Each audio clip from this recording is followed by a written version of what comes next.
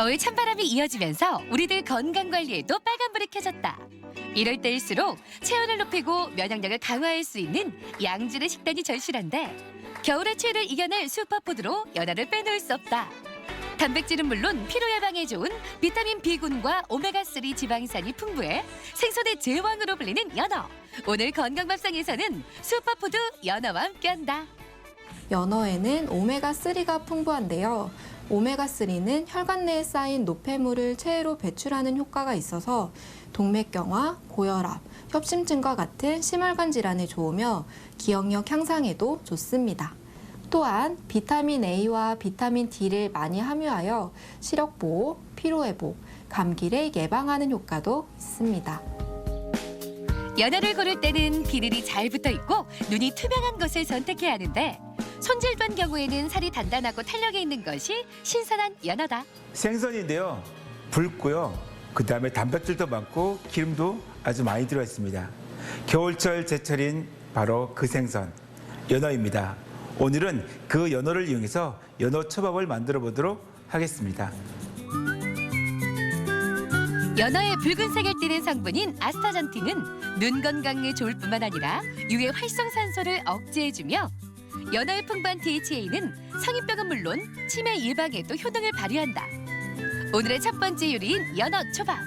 먼저 연어를 적당한 크기로 잘라주는데 0.3cm 두께, 길이는 10cm 정도가 적당하다. 무엇보다 초밥용 연어는 신선함이 관건. 밝은 주황색을 띠면서 상큼한 향이 나고 탄력이 있어야 한다. 오늘 연어 초밥에서는요. 연어가 제일 중요하겠죠. 연어 횟감 준비하실 때요. 색깔도 보시고 향도 보시고 탄력성 이 세 가지를 꼭 보시고 난 다음에 선택하시기 바랍니다. 연어 초밥에 함께할 양파도 준비하자. 소스에 넣을 양파는 잘게 다져주고 나머지는 채로 곱게 썰어주는데 찬물에 담가 매운맛을 없애준 다음 물기를 제거해준다. 초밥에 올릴 소스도 준비한다. 다진 양파와 마요네즈, 레몬즙에 설탕을 더해 잘 섞어주면 된다. 오늘 연어 초밥에서 연어랑 궁합이 잘 맞는 채소가 양파와 케이퍼, 절인 통후추거든요. 오늘 소스랑 케이퍼 준비했으니까 다양하게 한번 즐겨보시기 바랍니다. 이어서 초밥의 맛을 결정할 촛물을 준비한다. 식초와 설탕, 소금을 2대 1대 4분의 1 비율로 넣고 잘 녹여주는데 완성된 촛물을 밥에 넣은 후 골고루 섞어주자. 이제 본격적으로 초밥을 만들 차례.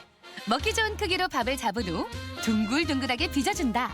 그런 다음 고추냉이를 조금 얹고 연어를 그 위에 얹어주면 된다. 오늘 연어 초밥에서는요. 촛물이 중요하겠죠. 식초와 설탕의 비율은 2대 1로 해주시고 또한 소금은 설탕의 4분의 1 정도 또한 밥은 30도 정도의 온도와 고슬고슬한 밥이 좋습니다. 이어서 토치로 연어의 겉면을 살짝 익혀 연어의 풍미를 더욱 살려주고 그릇에 옮겨 담은 후 토핑을 올려주는데 먼저 양파채를 조금씩 올린 다음 소스를 얹어주고 그 위에 케이퍼로 마무리해주면 연어초밥 완성! 두툼한 연어살과 새콤한 초밥의 만남 연어초밥. 양파채와 상큼한 소스가 어우러져 탱글탱글 쫄깃한 연어 본연의 맛을 제대로 즐길 수 있다. 연어는 맛도 좋고 영양도 좋고요. 왠지 누구를 초대해서 먹고 싶은 그런 식재료가 아닌가 싶습니다. 오늘은 그 연어를 이용해서 연어 감자구이를 만들어 보도록 하겠습니다. 비타민 A와 비타민 B 등 풍부한 비타민을 함유하고 있는 연어. 특히 비타민 D가 풍부해 햇볕이 부족한 겨울철 비타민 보충의 제격이다. 오늘의 두 번째 요리인 연어 감자구이. 먼저 손질한 연어에 밑간을 해준다. 소금과 후추를 뿌린 후 올리브 오일을 충분히 둘러주는데 그런 다음 간이 골고루 배어들도록 30분 정도 숙성시켜준다. 오늘 연어 감자구이에서는요. 연어의 두께가 한 2cm 이상 해주시고요. 밑간을 소금이나 후추, 올리브오일을 하시는데요. 한 30분 정도 재워 두셔야만이 안까지 간이 잘 뱄니다. 구이에 곁들일 채소도 준비하는데 양파 파는 가늘게 채를 썰어놓고 양상추는 먹기 좋은 크기로 찢어 놓는다. 이어서 삶은 감자로 매시드 포테이토를 만들어 놓자. 먼저 숟가락을 이용해 감자를 곱게 으깨주고 여기에 마요네즈와 소금, 후추, 다진 마늘에 치즈, 식초, 파슬리 가루, 올리고당을 더해 잘 섞어주면 된다. 오늘 연어랑 잘 어울리는 감자 메시 포테이토 만들었는데요. 감자 대신에 고구마나 단호박 넣으시면요 아주 좋습니다. 소스는 같이 활용해도 좋습니다. 이제 달궈진 프라이팬에 연어를 올리고 앞뒤로 노릇하게 구워주는데 연어는 나중에 오븐에서 한 번 더 구워주기 때문에 프라이팬에서는 조금만 익혀주면 된다. 이어서 구운 연어를 접시에 담고 만들어둔 메시드 포테이토를 올리고 치즈도 뿌려주는데 예열된 오븐에 넣은 후 15분 정도 구워준다. 오늘 연어 감자구이에서는요 연어를 구우실 때 미듬 정도로 익혀주시는 게 가장 좋습니다. 한 40에서 50% 정도 익혀주시고 오븐에서 마저 익히시면 좋습니다. 양상추와 채소를 접시에 깔고 구운 연어를 올려주면 연어 감자구이 완성! 고소한 연어 스테이크와 입에서 살살 녹는 메시드 포테이토의 만남, 연어 감자구이! 맛과 멋, 영양이 환상의 조화를 이루며 이 겨울을 더욱 특별하게 만들어준다. 연어는 비타민 D, 비타민 E를 많이 함유하고 있는데요. 특히 비타민 E는 혈액순환을 도와주고 강력한 항산화 효능이 있어서 노화 방지를 해주며 보습 효과도 뛰어나 건성 피부나 각질이 있는 피부를 촉촉하게 보습해줍니다. 연어는 칼슘이 풍부한 유제품, 예를 들어 요거트 등과 같이 드시면 좋습니다. 이는 연어에 함유된 비타민 D가 유제품 속의 칼슘 흡수를 도와주기 때문입니다. 타임지가 선정한 세계 10대 슈퍼푸드에 생선으로서는 유일하게 이름을 올린 연어. 지방이 적고 맛이 담백해 다이어트 식품으로 그만이며 소화 흡수가 잘 돼 남녀노소 모두를 위한 식재료를 할 수 있다.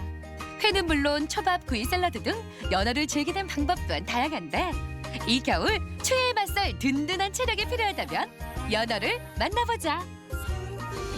건강 플러스 인사드립니다. 안녕하세요. 김경섭입니다. 안녕하세요. 임보라입니다. 이 추운 겨울철 우리 몸은 적정한 체온을 유지해야 면역력이 강해져서 각종 질환을 예방할 수 있다고 합니다. 그러니까 이 겨울에 건강을 유지하기 위해서는 체온을 높이려는 노력도 필요하겠죠. 그렇습니다. 체온이 1도 떨어지면 면역력도 30%에서 40% 정도 떨어진다고 하는데요. 때문에 따뜻한 옷차림과 적절한 운동, 이 무엇보다 이 체온을 높여주는 음식을 꾸준히 섭취해주는 게 중요하겠습니다. 네, 이 체온을 높여주는 음식으로 단호박을 들 수가 있는데 단호박에 들어있는 베타카로틴이라는 성분은 항산화 성분으로 체내 산소를 공급하고 혈액순환에 도움을 줘서 체온 유지에 도움을 줍니다. 또한 생강도 체온을 높이는 데 효과적이라고 하죠. 자, 모쪼록 체온 유지 잘 하셔서 이 추운 겨울철 면역력 높이는 데 신경을 더욱 쓰셨으면 좋겠습니다.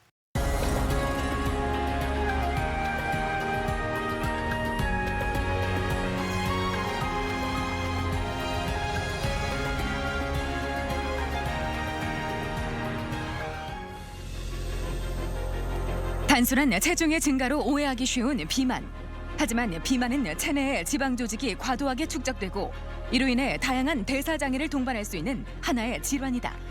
그중 소아비만은 유아기부터 사춘기까지 연령대에서 체중이 신장별 표준 체중보다 20% 이상 초과하는 경우를 말하는데 우리나라 전체 소아 청소년의 17.5%가 소아비만에 해당된다. 소아 비만이란 24개월 이상의 소아에서 키 대비 체중을 따졌을 때 85 100분위수 이상, 94 100분위수 미만인 경우는 과체중, 그리고 95 100분위수 이상인 경우는 비만이라고 하고 99 100분위수 이상인 경우는 이제 중증 비만이라고 정의를 하고 있습니다. 소아 비만은 치료하지 않고 방치하면 성인 비만으로 이어질 확률이 높고 고혈압이나 고지혈증 등을 유발할 수 있다. 또 성인이 된 후 발병한 경우보다 더 심각한 결과를 초래할 수 있는데 오늘 TV 주치에서는 우리 아이들을 괴롭히는 소아 비만에 대해 자세히 알아본다. 우리나라 소아 비만 발병률을 보니까 최근 들어 초등학생 5명 중 1명은 비만일 정도로 소아 비만 인구가 갈수록 늘고 있습니다. 그런데 이 소아 비만, 성인 비만에 비해서 우리가 그 심각성을 인식하지 못하는 경우가 더 많은 것 같아요. 그렇습니다. 사실 우리 아이들 학원 가기 바쁘고 밖에서 뛰어놀기보다는 스마트폰이나 컴퓨터와 함께 보내는 시간이 더 많다 보니까 이 소아비만 발병률이 계속해서 늘고 있다고 하는데요. 자, 이 소아비만은 나중에 성인 비만으로 발전할 가능성이 높고 무엇보다 성인병 위험이 있기 때문에 세심한 주의가 필요합니다. 네, 그렇기 때문에 이 소아 비만 또한 초기에 정확히 진단하고 개선하려는 노력이 중요하다고 하는데요. 오늘 이 소아 비만에 대해서 자세히 살펴보겠습니다. 오늘 도움 말씀을 위해서 을지대학교 소아청소년과 김주영 교수 나오셨습니다. 안녕하세요. 안녕하세요. 안녕하세요. 자, 오늘 주제가 소아 비만인데 무조건 좀 통통해 보이고 몸무게가 많이 나간다고 해서 소아 비만은 아닐 텐데요. 이 소아 비만의 정의부터 먼저 짚어주시죠. 네, 소아 비만이란 2세 이상의 소아청소년에서 성장 도표를 봤을 때 체질량 지수로 따집니다. 그래서 과체중 하나 같은 경우는 연령 체중 대비 85, 100분위수 이상, 95, 100분위수 미만을 얘기하며 비만인 경우는 연령 체중 대비 95, 100분위수 이상을 얘기합니다. 그중 중증 비만은 99, 100분위수 이상을 얘기합니다. 또한 24개월 미만의 하나에서도 저희 성장 도표를 봤을 때 신장별 체중이 95, 100분위수 이상인 경우를 과체중이라고 진단 내리고 있습니다. 자, 체질량 지수로 설명을 해주셨는데 과체중은 85 이상, 95 미만, 비만은 95 이상이다 이렇게 짚어주셨습니다. 자, 그런데 이 체질량 지수를 계산하는 방법은 뭘까요? 네, 예를 들어서 이렇게 보여드리도록 하겠습니다. 이제 체중을 키에 미터의 제곱으로 나눠서 계산을 하는데요. 예를 들면 초등학교 6학년 남자의 키가 151cm에 몸무게가 46kg라고 하면 46kg를 1.51의 제곱으로 나눴을 때 20.17이 나오게 됩니다. 이렇게 되면 이 아래에서 보시다시피 20.17은 지금 정상 범위 내에 속하므로 이런 식으로 BMI를 측정하여 비만인지 중증 비만인지를 체크할 수 있습니다. 그렇다면 아이들의 경우 이 체질량 지수가 성별이나 연령대별로 어떤 차이가 날까요? 어떻습니까? 네, 여기 보시다시피 저희 나라 이제 성장 곡선을 보시다 보면 남아와 여아에서 약간 곡선의 차이가 있을 수가 있고요. 예를 들면 이렇게 점에 찍힌 것처럼 85, 100분위수가 넘는 키와 몸무게를 가지게 되면은 이제 과체중, 그리고 95, 100분위수를 넘게 되면 비만, 그리고 99, 100분위수 이렇게 위쪽에 있는 아이들은 중증 비만이라고 하여서 이렇게 남녀 그래프 차이를 두고 진단을 내릴 수가 있습니다. 자, 이 소아비만 발병률이 해가 지날수록 점점 더 늘고 있다고 하는데 사실인가요? 해마다 저희 비만율을 조사를 하고 있는데요. 보시다시피 그래프가 계속적으로 올라가고 있고 2017년도에는 비만율이 17.5%에 달하였고 작년에 비해서 0.8%가 증가했습니다. 그리고 또한 경도 비만, 중등도 비만, 고도 비만으로 비교를 해봤을 때 이제 고도 비만이 점점점 늘고 있는 것이 차이점이라고 보일 수 있습니다. 그러니까 말씀을 들어보니까 소아 비만의 인구 절대 적은 숫자가 아닌데, 자, 그렇다면 이렇게 소아 비만을 일으키는 원인 어디에서 찾을 수가 있을까요? 네. 보시면 비만은 크게 두 가지로 나눌 수가 있습니다. 단순성 비만이랑 중후성 비만으로 나눌 수 있고, 단순성 비만은 유전적인 요인, 환경적인 요인, 에너지 불균형 이렇게 세 개로 분류할 수 있습니다. 그래서 유전인자인 경우는 가족들이 모두 비만인 경우에서는 이제 엄마, 아빠 또 비만인 경우가 많고 그중에 자녀는 80% 정도가 비만이 나타납니다. 환경적인 요인으로는 이제 서구화된 식습관에 의해서 지방이 높고 칼로리가 많은 식품 섭취가 증가하여 서 생기는 비만, 그리고 운동 부족, 그리고 핵가족화로 인해서 아이들이 인스턴트 섭취를 많이 하게 되면서 생기는 비만도 있습니다. 마찬가지로 이제 들어오는 에너지가 나가는 에너지보다 많은 것이 주요 원인일 수 있고요. 이제 두 번째로는 증후성 비만이라고 합니다. 이거는 이제 다른 질병으로 인해서 2차적으로 생기는 비만인데요. 전체 비만이 한 1% 정도를 차지하고 있습니다. 첫 번째로는 이제 중추성 비만이라고 해서 뇌종양이나 뇌 외상과 같은 뇌 손상으로 인해서 식욕 조절 부위에 손상을 입어서 생기는 비만을 얘기합니다. 그리고 두 번째로는 이제 내분비성 비만인데요. 저희 갑상선이나 부신피질 호르몬 같은 곳에서 분비되는 호르몬의 이상으로 생깁니다. 예를 들면 이제 갑상선 기능 저하증, 성장 호르몬 결핍증, 이제 쿠싱 증후군들이 있을 수 있고요. 유전성 비만은 이제 태어날 때부터 가지는 유전적 이상으로 생기는 걸로 제일 흔한 거는 프레드 윌리 증후군이 있습니다. 이 환아 같은 경우는 이제 아기 때는 아주 저체중이나 나중에는 식욕을 조절하지 못하여서 중증 비만까지 진행하게 되는 일들이 생기게 됩니다. 그렇군요. 예. 네, 제가 듣기로는 근데 이 소아 비만의 지방세포 자체가 성인과는 좀 다르다, 특성이 다르다 이렇게 들었거든요. 맞나요? 소아 같은 경우는 지방세포 자체가 개수가 늘어나면서 커지는 것을 얘기해서 지방세포 증식형이라고 말을 하고, 성인 같은 경우는 개수는 정해져 있어서 정상이나 지방세포 자체가 커지는 차이가 있고요. 대신에 소아여서부터 비만이 성인으로 이어지게 되면은 세포도 수도 많고 크기도 크게 되는 이런 차이점이 있을 수 있습니다. 자, 그렇다면 소아 청소년들의 비만에 영향을 미치는 요인에 대해서 자세히 살펴보죠. 그 아침 식사와 소아 비만과의 관계, 누구는 아침 식사를 하는 게 좋다, 아니면 좀 공복으로 지내는 게 좋다, 이런 이야기들 많이 하는데 실제로는 어떤지 궁금하네요. 네, 저희 나라 여성가족부에서 조사를 또 해봤는데요. 아침을 먹지 않게 되면은 혈당 조절이 정확하게 되지 않고 낮에 갑자기 과식을 할 수도 있고 갑자기 혈당이 오를 수 있는 상황이 생깁니다. 그리고 저희 청소년들은 아침을 먹지 않는 청소년이 늘고 있는데 28.9%로 3년 전에 비해서 5.2%가 증가하였고, 9세에서 24세 환자를 조사했을 때는 6.3%가 전혀 아침을 먹지 않고 있다고 하였고, 22.6%는 아침을 거르는 경우가 많다고 하였습니다.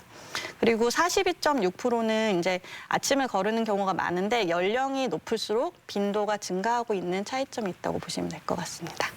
말씀을 듣다 보니까 평상시 식습관도 참 중요한 것 같은데 지금 우리 소아 청소년들의 평상시 식습관 어떻습니까? 이제 아무래도 서구화된 식습관의 차이가 생기면서 비만이 늘고 있는데요. 주 3회 이상 패스트푸드 섭취율이 보시다시피 이제 2015년에는 14.8%였는데 2018년에는 21.4%까지 증가하게 되었습니다. 또한 여기 그림에서 보시다시피 탄산음료 섭취율이 남학생들의 41.9%에 해당하는 많은 퍼센테이지를 차지하고 있습니다. 이제 외식을 하는 비율도 증가해서 2005년과 비교했을 때는 29.5%로 계속 증가하는 추세입니다. 이 소아 청소년기에 잠을 잘 자야 성장에 도움을 준다, 이렇게 많이들 알고 있는데 그렇다면 이 수면 시간과 비만과의 상관관계는 어떻게 될지 이 점도 좀 말씀해 주시죠. 네. 이제 저희 다들 아시다시피 자면서 큰다 이런 얘기를 들어보셨을 것 같습니다. 아이들은 수면을 잘 취해야지 성장 호르몬이 잘 분비를 하게 되는데요. 실질적으로 조사했을 때는 2017년과 2014년을 비교했을 때는 약간 증가 추세처럼 보이나 나중에 이제 연령별로 구분을 해봤을 때는 연령이 높을수록 아이들이 잠을 적게 자는 경향이 있습니다. 그런 것들은 성장 호르몬이 부족하게 되어서 비만을 일으킬 수 있는 원인으로 작용할 수 있습니다. 사실 요즘에 우리 아이들이 활동량이 좀 절대적으로 부족하잖아요. 이런 요인도 아무래도 비만과 좀 연관이 있겠죠?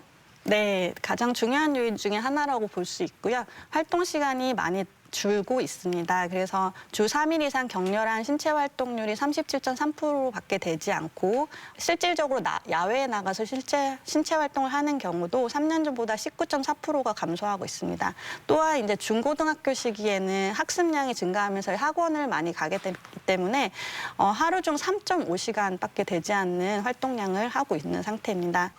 자, 그렇다면 이 소아 비만이 있을 때 겉으로 이렇게 살이 쪄 보이는 증상 말고 어떤 증상들이 또 나타날 수 있는지 이 점도 궁금합니다. 남자아이들 같은 경우는 여자아이들처럼 가슴이 나오는 경우도 있고 실질적으로 정상 크기의 성기나 성기가 작아 보일 수도 있습니다. 그리고 갑자기 뱃살이 늘다 보니 피부가 색깔이 변하면서 틀 수가 있고요. 목 뒤나 겨드랑이 부위에 흑색 가시세포증이라고 해서 까맣게 색소가 침착된 것들이 관찰되기도 하고 뚱뚱하다는 이유만으로 왕따를 당하거나 스트레스를 받는 경우가 많이 발생할 수 있습니다. 또한 이제 영아기 5에서 7세 사춘기 시기에 많이 생기긴 하는데 대부분 6세 이전에 비만이 생기고 있습니다. 또한 많이들 오해하시는 부분이 있는데 체중이 많이 나가면 키도 많이 클 거라고 생각을 하시지만 실질적으로는 사춘기가 빨리 와서 성장하는 기간을 단축시키기 때문에 최종 성인 키는 이처럼 작게 될 수가 있습니다. 자, 건강 플러스 오늘 이렇게 소아 비만에 대해서 자세히 알아보고 있습니다. 그럼 이번에는 병원을 직접 찾아가서 진단법과 치료법에 대해서 살펴보겠습니다. 화면으로 만나보시죠. 원활한 성장이 이루어져야 할 중요한 시기인 소아 청소년기. 성장이 이루어지면서 신장이나 체중에도 급격한 변화가 일어나는 때인데 비만은 성장 호르몬 분비를 방해하고 사춘기를 앞당겨 성조숙증 또한 유발할 수 있으며 기초 체력과 건강에도 심각한 문제를 초래한다. 우리 아이는 체중이 언제부터 얼마나 늘었나요? 3학년 때부터 5, 6kg씩 매년 꾸준히 늘기 시작했어요. 네, 우리 아이는 평소에 식사 습관이 어땠는지랑 운동을 좀 했었나요? 평소에 식사 외에 간식을 좀 자주 먹었고요. 그리고 운동을 좀 많이 안 한 것 같아요. 복통이나 구토, 구역감, 두통과 같은 다른 증상이 있었나요? 아니요, 특별히 그런 증상은 없었던 것 같아요. 네. 비만은 우리 아이들에게 지방간을 유발할 수도 있다. 중등도 이상 비만할 경우 20 내지 40%에서 지방간 증상이 나타나는데 이 지방간으로 간세포가 괴사되거나 염증이 동반되면서 간염으로 진행될 수도 있다. 이 환아는 학교 건강검진에서 간 수치가 4배 이상 상승되어서 내원한 환아였습니다. 환아는 내원 당시에 증상은 없었고 초음파와 혈액 검사를 통해서 비알코올성 지방간염으로 진단을 내렸고 환아는 비만은 아니고 과체중 상태여서 식단과 운동 관리를 하여서 현재는 간 수치도 좋아지고 외래를 추적 관찰하고 있습니다. 의학적으로 비만의 정도를 측정하는 방법에는 여러 가지가 있다. 그 대표적인 검사법으로 체중을 신장의 제곱으로 나누는 체질량 지수를 들 수 있는데 체질량 지수 값이 85 백분위수에서 94 백분위수 사이면 과체중, 95 백분위수 이상이면 비만으로 판단한다. 또한 소아 비만은 고지혈증이나 고혈압과 같은 성인병의 발병 위험이 높은 만큼 혈액 검사를 통해 합병증 여부도 확인해야 한다. 아이가 지금 만 14살인데 체중이 거의 85kg가 넘는데 갑자기 체중이 많이 늘었을까요? 예, 지금 최근 1년 동안 한 10kg 정도가 갑자기 찌더라고요. 아이가 평상시에 두통이 심하다던가 어지럽다던가 구역질, 구토, 복통과 같은 다른 증상이 있었나요? 두통이 있고요. 종종 어지럽다고도 하고 가끔 구토 증상도 조금씩 있는 것 같아요. 아이가 그럼 평상시에 운동을 좀 하나요? 아이가 체중이 늘어서 그런지 무릎이 아프다고 하면서 운동을 잘 안 하더라고요. 네. 소아 비만은 성인 비만으로 이어질 수 있어 주의해야 하지만 더욱 심각한 것은 합병증이다. 어린 나이에도 고혈압이나 고지혈증과 같은 성인병이 발생할 수 있으며 성인이 된 뒤 심근경색과 같은 치명적인 질환이 발병할 위험 또한 커질 수 있다. 이 환아는 99 백분위수를 넘는 고도 비만 상태였습니다. 그래서 내원 당시에 두통뿐만 아니라 구역감, 구토 증상도 있어서 여러 가지 검사를 하였고 고혈압, 당뇨, 비알코올성 지방간염으로 진단을 내렸습니다. 현재는 약물 치료를 적극적으로 하였고 체중 감량과 운동을 통해서 고혈압 증상도 호전되고 간 수치도 많이 떨어져서 추적 관찰 중입니다. 소아 비만의 치료는 성인 비만과 달리 단순히 몸무게를 줄이는 것에 국한되지 않는다. 성장하는 어린이가 건강한 생활 습관을 갖도록 하는 데 목표를 두어야 하는데 따라서 전반적인 생활 습관 교정이 중요하다. 당이 포함된 음료수나 과식은 금물이며 주 3회 이상 하루 30분가량의 운동 그리고 충분한 수면이 필수다. 소아 비만인 경우는 증상이 없는 경우가 많습니다. 환아들 같은 경우는 비만의 합병증으로 비알코올성 지방간염, 그다음에 소아 당뇨, 고혈압, 그다음에 고콜레스테롤 혈증과 같은 증상들이 나타날 수 있는데 초기에는 아무런 증상이 없기 때문에 환아가 비만이 지속될 경우에는 전문적인 진료를 보시고 빠른 진단과 치료를 하시는 게 도움이 됩니다. 우리 아이들의 몸과 마음을 모두 병들게 할 수 있는 소아 비만. 체중이 불어났다면 식습관을 개선하고 꾸준한 운동을 통해 표준 체중으로 되돌리는 것이 중요하다. 이때 아이들 스스로 생활 습관을 유지하기가 쉽지 않은 만큼 부모의 관리가 필요한데 소아 비만으로부터 우리 아이를 지키는 일, 가족이 함께 노력한다면 충분히 가능하다. 네, 병원을 찾아가서 소아 비만에 대해서 살펴봤습니다. 계속해서 소아 비만의 진단 과정에 대해서도 알아보겠습니다. 소아 비만을 진단하는 방법은 여러 가지가 있을 것 같은데요. 네, 소아 비만의 진단은 처음에 말씀드렸던 기본적으로 체질량 지수를 이용합니다. 그래서 체중 킬로그램을 키 미터의 제곱으로 나눠서 계산을 하고요. 청소년뿐만 아니라 성인도 같은 방법을 이용합니다. 그래서 35에서 94 백분위수면 과체중, 95 백분위수 이상이면 비만이라고 얘기를 하고 18세 이상에서는 25 이상이면 비만이라고 하고 있습니다. 두 번째 방법으로는 이제 비만도를 측정하는 방법입니다. 실제 체중과 그 신장별 표준 체중으로 빼서 그걸 나눠서 나오는 퍼센테이지로 얘기를 하고요. 그래서 20% 이상인 경우는 비만이라고 하고 20에서 30%는 경도 비만, 30에서 50%는 중등도 비만, 그리고 50% 이상은 고도 비만이라고 하고 있습니다. 다음 방법으로는 직접적으로 피부 주름 두께를 측정하는 방법인데요. 가장 흔하게 하는 방법은 이제 팔의 삼두박근의 두께를 재는 방법입니다. 마찬가지로 성별, 연령별 비교가 95 백분위수 이상일 경우에는 비만이라고 설명을 하고요. 마찬가지로 신장, 성별에 따라서 각각 체중이 다 95 백분위수 이상일 때도 비만이라고 정의할 수 있습니다. 또한 생체 전기 저항 측정법이라 그래서 체지방률을 직접 측정하는 인바디라는 기계를 이용할 수도 있고요. 정상 범위는 12에서 30%라고 얘기하고 있고, 근데 이제 개인의 현재 상황이나 연령에 따라서 차이가 있기 때문에 100% 그것만 보고 비만이라고 진단하기는 어려울 수 있습니다. 그런데 이 소아 비만이 성인 비만보다 더 위험할 수 있다, 이런 이야기를 듣게 되는데 이게 사실인지, 그리고 사실이라면 그 이유는 무엇인지도 짚어주시죠. 네, 소아 비만인 경우는 70% 이상이 성인 비만으로 진행될 수가 있습니다. 또한 성인병이 조기에 발견될 수가 있는데요. 고혈압, 당뇨, 비알코올성 지방간염 등의 합병증이 유발될 수 있고, 또한 성조숙증이 발생할 수 있습니다. 그래서 비만의 80% 이상이 경험을 해서 약물 치료를 하는 경우가 많고, 또한 사춘기가 빨리 진행되다 보니 성인 체중키가 작게 됩니다. 우울증 또한 문제가 되고 있는데요. 학교에서 이제 뚱뚱한 외모로 인해서 좌절감, 자신감 상실, 그리고 친구 관계에 문제가 발생하는 경우가 많이 생기고 있습니다. 그렇다면 그 소아 비만으로 인한 합병증에는 어떤 것들이 있는지 이 점도 알아볼까요? 네, 소아 비만 합병증은 크게 4가지로 설명을 드릴 수가 있고요. 정신적인 장애로 인해서 우울증, 자아 정중감, 결여 같은 것이 있을 수가 있고, 아까도 말씀드렸던 성인병이 발생할 수 있습니다. 제2형 당뇨병, 비알코올성 지방간 질환, 고혈압, 그리고 심장 질환으로서 심장근육병증, 심근경색증, 그리고 고지혈증과 같은 것들이 생길 수가 있고요. 정형외과적인 문제도 발생할 수가 있습니다. 이제 비만으로 인해서 중력 부하가 많이 되다 보니 이제 성장판이 손상되거나 관절염 같은 것을 겪을 수가 있고요. 호흡기 증상으로 천식이 많이 걸린다던가 코골이를 한다던가 이제 폐쇄성 수면 무호흡증에 의해서 수면의 질이 떨어지는 경우도 많이 있습니다. 소아 비만의 경우에 특히 주의해야 할 합병증이 이 비알코올성 지방 간염이라고 하는데, 간염이라고 하면 술을 많이 드시는 분들이 보통 걸리는 걸로 알고 있는데, 이런 소아 비만의 경우에는 어떤 건가요?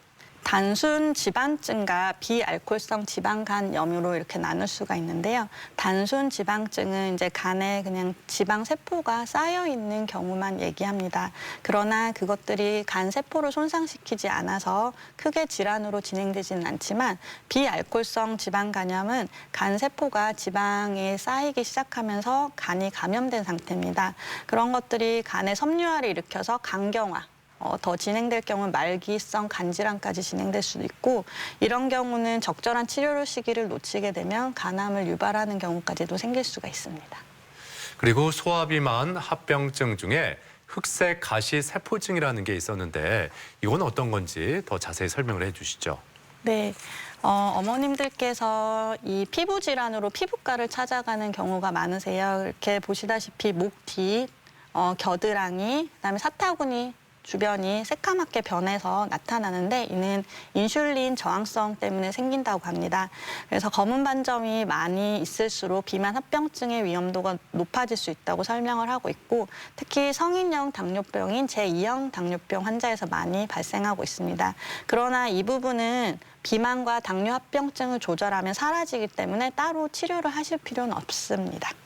자, 그렇다면 소아비만으로 진단을 받았을 경우에 이 합병증이 있는지 없는지 선별 검사도 필요할 것 같은데요. 네, 저희가 이제 비만한 환자들이 왔을 경우에 검사를 하게 되고 2차적인 합병증 있는지에 대해서 중요하게 검사를 합니다. 그래서 비알코올성 지방 간염이 있는지를 확인하기 위해서 간 수치 확인을 하고 심혈관 질환인 고혈압 같은 게 있는지 확인하기 위해서 혈압을 재고 있고요. 고지혈증, 고콜레스테롤 혈증이 있는지에서 이도 마찬가지로 혈액 검사를 하고 있습니다. 다뇨, 다갈, 다식과 같은 당뇨 초기 증상이 있는 아이들은 당뇨병에 대한 검사도 하고 있습니다. 특히 여자아이들 같은 경우는 생리가 불규칙하게 되면은 복부 초음파를 통해서 다낭성 난소 증후군이 있는지 감별을 해주고 수면의 질이 많이 떨어져 있고 깊은 잠을 못 자는 경우는 폐쇄성 수면 무호흡을 감별하기 위해서 검사를 하고 있습니다. 아무튼 이 비만으로 진단을 받으면 지속적인 관리가 필요할 텐데 이 비만도에 따라서 관리 지침도 달라지겠죠? 네, 이제 저희 보건복지부에서는 비만도에 따른 관리 지침을 제시하고 있었습니다. 그래서 경도 비만, 중등도, 고도 비만으로 나눠서 관리를 하고 있고 경도 비만이면서 최근 2년간의 비만도 증가가 10% 이내인 경우는 현재 체중을 유지하나 합병증이 있는 경우에는 1개월마다 정기검진을 하도록 교육을 하고 있고요. 중증도 고도 비만이면서 최근 2년간 비만도 증가가 10% 이내인 환자에서는 이제 합병증 여부와 비만도에 따라서 나눌 수 있습니다. 그래서 비만도가 40% 미만이면서 합병증이 없는 경우는 1개월마다 정기검진을 하면서 청소년 이후에는 한 달에 1에서 2kg 정도 감량을 하는 것을 권장하고 있습니다. 또한 50% 미만의 비만도를 가지면서 합병증을 가진 아이들은 1개월마다 정기검진을 하면서 매월 1에서 2kg가량 감량을 교육하고 있고요. 50% 이상이면서 합병증이 있는 경우 1개월마다 정기검진을 하면서 매월 2에서 3kg 정도 감량하는 것을 교육하고 있습니다. 소아비만의 경우에는 아이들이 계속 크고 있잖아요. 성장기에 있기 때문에 아무래도 이 치료 목표가 성인과는 좀 다르지 않을까 싶은데 어떻습니까? 네, 사춘기 아이들은 단순히 살을 빼는 문제가 아니라 건강하게 성장 발육을 할 수 있는 몸을 만드는 것을 목표로 합니다. 그래서 식습관, 운동 습관을 개선하는 걸 먼저 설명드립니다. 그래서 식습관에서는 첫 번째 단순당인 음료수, 특히 탄산음료나 주스 같은 거를 끊을 수 있도록 설명을 하고 열량을 확인해서 고칼로리 음식을 좀 줄이도록 교육을 합니다. 그리고 너무 큰 그릇이 아닌 자기에게 맞는 작은 그릇을 먹도록 교육을 하고 또한 운동을 안 하고 정적인 생활을 하는 아이들이 대부분이어서 주 3회 이상 하루 30분 이상 땀나는 유산소 운동을 하도록 교육을 하고 있습니다. 또한 TV, 스마트폰 같은 것을 2시간 이내로 제한하도록 하고 잠을 잘 잘 수 있도록 교육을 합니다. 그리고 제일 중요한 게 이제 가족들의 협조인데요. 혼자만 살을 빼라고 하는 거는 스트레스였기 때문에 가족 모두가 같이 운동을 하거나 식습관 교정을 하면은 좋은 치료 목표로 삼을 수 있을 것 같습니다. 그렇게 식습관, 생활 습관 개선으로 소아 비만에서 탈출할 수 있다면 참 좋을 텐데 그렇지 못할 경우에는 어떤 약물적인 치료로도 가능할지 많은 부모들이 궁금해하실 텐데 어떻게 가능합니까? 저희 소아청소년 같은 경우는 약물 치료를 1차 약제로 사용하지 않고 권장하지는 않고 있습니다. 근데 이제 12세 이상에서 정말 고도 비만이면서 합병증이 많은 경우는 약물 치료를 설명하기도 하는데요. 원칙적으로 FDA에서 승인된 약물만 사용하고 있고 그 약물은 올리스탯이라고 합니다. 부작용의 가능성이 존재하기 때문에 항상 부작용이 생기는지를 관찰해야 되고 마찬가지로 운동, 생활 습관 교정은 항상 같이 하여야 됩니다. 또한 약물을 12주 동안에 충분한 용량과 사용을 하였는데도 반응이 없는 경우에는 약물을 중단하고 다시 재평가해야 되는 것이 중요합니다. 그런 약물에 의한 부작용이라면 대표적으로 어떤 걸 들 수가 있을까요? 이제 지방 흡수를 방해하는 약물이 많기 때문에 지방변이 나와서 계속적으로 설사를 한다거나 복통이 유발된다든지 그런 증상들이 있을 수가 있습니다. 그러니까 되도록 약물보다는 식습관이나 운동으로 관리를 해주는 게 일차적이다 이렇게 짚어주셨는데요. 자, 그렇다면 이 비만 치료를 위해서 식이요법이 어떤 게 좀 좋을지 소개를 해주실까요? 네, 저희 과에서 식품 구성 자전거라는 것을 안내문으로 제시를 하고 있고요. 저희 국가에서 곡류, 고기, 생선 이렇게 나누어져 있습니다. 그래서 곡류 같은 경우는 매일 2에서 4회를 먹되 잡곡을 많이 이용할 수 있도록 하고요. 단백질인 고기, 생선, 달걀, 콩류도 매일 3, 4회 정도를 공급을 해주되 기름기가 적은 부위를 사용하고 굽거나 튀기지 않고 삶거나 쪄서 먹는 방식으로 하도록 교육을 하고 있습니다. 그리고 채소는 매 끼니에 2개 이상씩 사용할 수 있고 이는 제한하지 않으셔도 됩니다.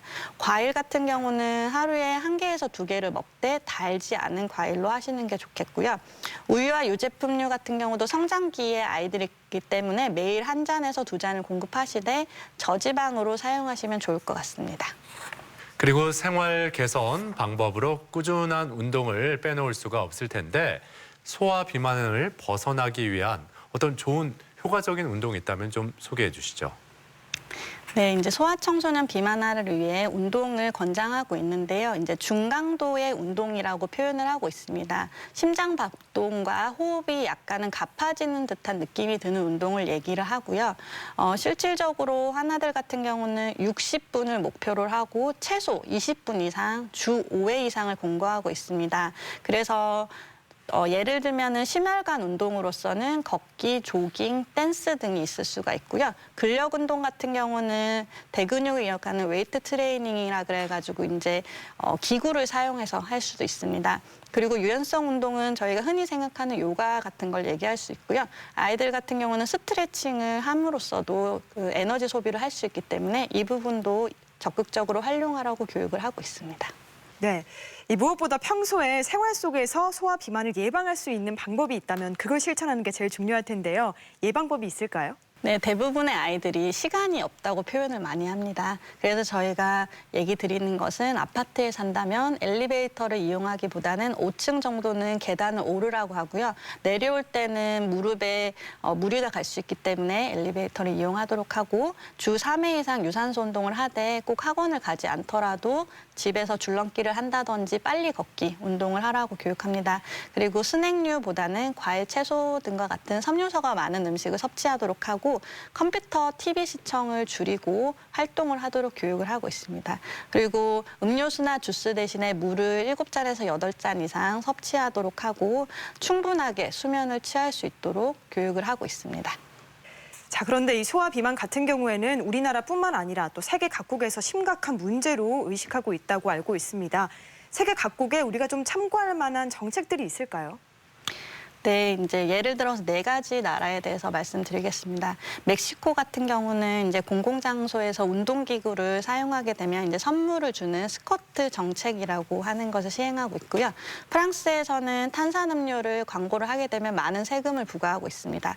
그리스 같은 나라에서는 학교 매점에 패스트푸드 체인이 들어오지 않도록 하고 있고, 영국은 채소와 과일을 섭취를 장려하고 학교에 수영장을 지원해주고 있습니다. 또한 학교 앞에 차를 댈 수가 없고 학교 앞 10분 거리에서 승용차에서 하차해서 걸어오도록 교육을 하고 있습니다.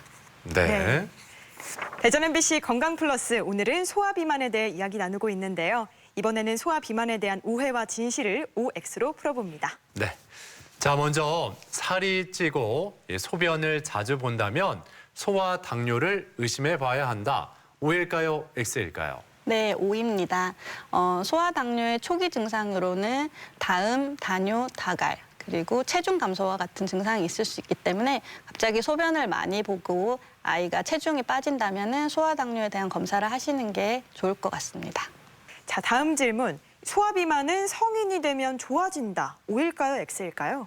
예, 앞에도 설명드렸듯이 소화 비만의 70% 이상이 성인 비만으로 진행을 할 수 있습니다. 또한 세포수가 증가하기 때문에 이를 그대로 둘 경우에는 합병증도 생길 수 있기 때문에 초기에 관리를 하는 것이 중요합니다. 자, 그리고 잠이 잘 오지 않아서 수면 시간이 부족하면 소화 비만이 생길 확률도 높아진다. O일까요? X일까요? 네, O입니다. 수면이 부족하게 되면은 밤 사이에 충분량의 성장 호르몬이 분비가 되지 않기 때문에 비만이 생길 확률이 높아질 수 있습니다. 그래서 좋은 질의 수면을 취하는 것이 비만 예방에 중요하다고 할 수 있겠습니다. 자, 이 이야기도 좀 많이 들었는데 비만은 유전된다. O일까요? X일까요? 사실 이 부분은 세모라고 표현을 해야 될 것 같습니다. 사실 유전되는 질환도 있기 때문에 유전 질환이 의심되면 검사를 해야 되는 게 맞고, 또한 가족 중에 부모가 모두 비만인 경우에는 그 집에서는 70% 이상의 비만 소아가 생길 수 있기 때문에 저희가 유전될 가능성에 대해서는 세모라고 표현할 수 있겠습니다. 그리고 소아 비만은 대부분 6세 이후부터 나타난다. O일까요? X일까요? 네, 이거는 X입니다.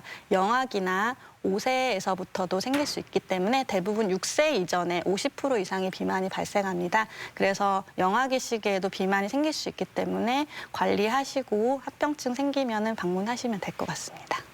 자, 이렇게 소아 비만에 대한 오해와 진실을 OX로 풀어봤는데요. 이번에는 시청자 여러분의 궁금증도 하나씩 풀어보겠습니다. 주변에서 말하기를 체중이 많이 나가도 나중에 키로 가기 때문에 괜찮다고 하는데 사실인가요? 네, 어르신들 이런 말씀 많이 하시죠. 체중이 많이 나가도 괜찮다. 나중에 그게 다 키로 가니까 걱정할 거 없다 이렇게 하시는데 실제로는 어떻습니까?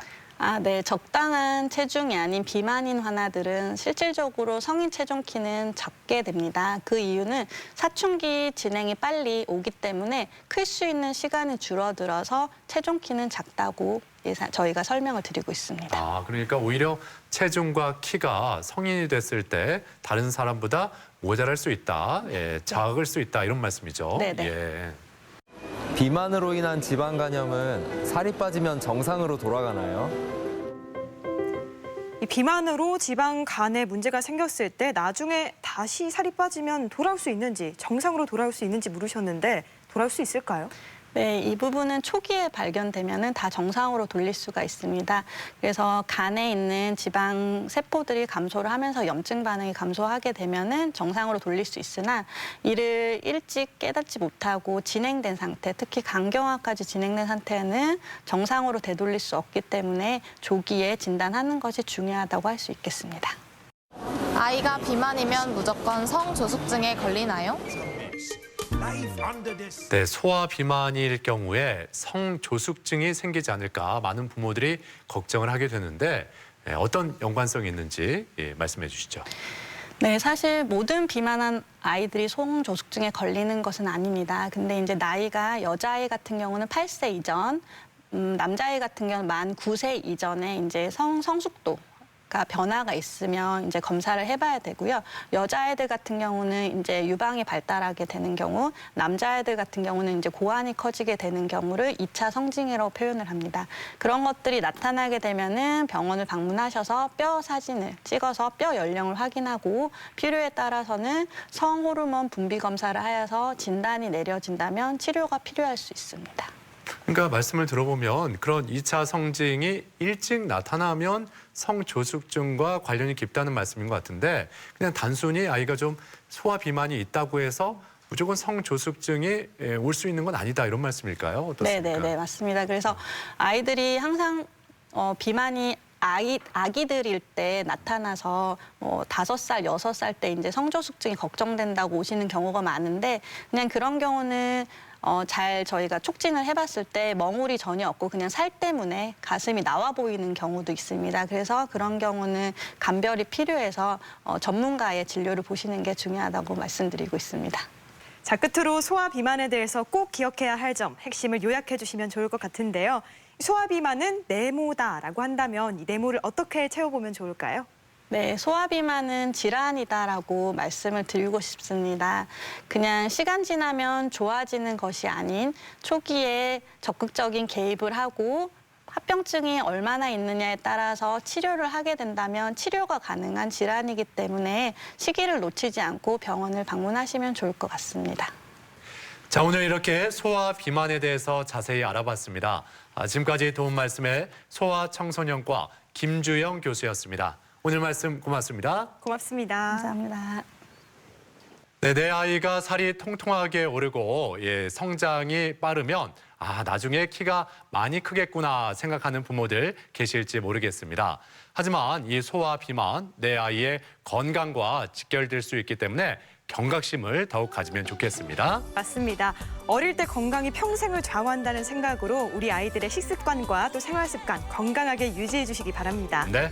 자, 건강 플러스 오늘 저희가 준비한 내용은 여기까지입니다. 이번 한 주도 건강하게 보내시길 바라고요. 저희는 다음 이 시간에 다시 인사드리겠습니다. 함께해 주신 여러분 고맙습니다.